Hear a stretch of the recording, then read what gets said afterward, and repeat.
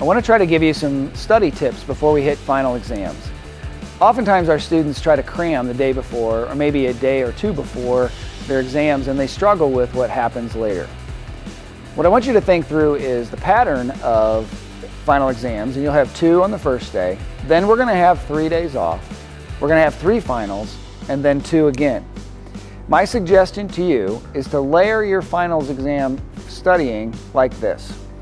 On the 21st of May and the 22nd, you study for that first exam that's going to be on May 25th. You do the same thing on the 22nd.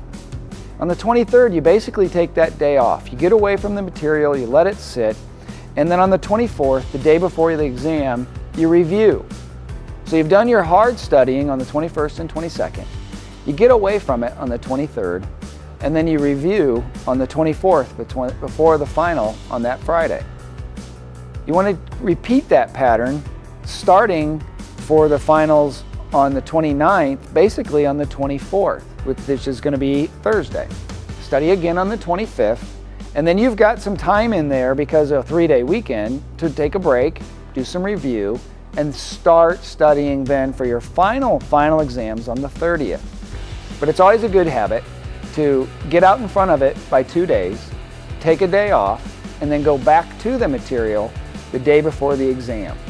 I think you'll find that this helps you balance things, it helps you think through some things, and you also have to think through your studying such that you probably do have a class or 2 that you've got all things in hand.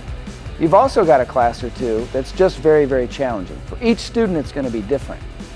You may want to spend a little bit more time on those classes and less time on a class that you think is going to be a little bit less rigorous.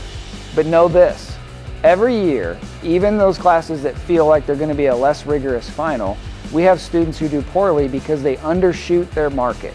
They understand, they fail to understand that even those final exams are going to take some time to brush up on. You're going to do fine.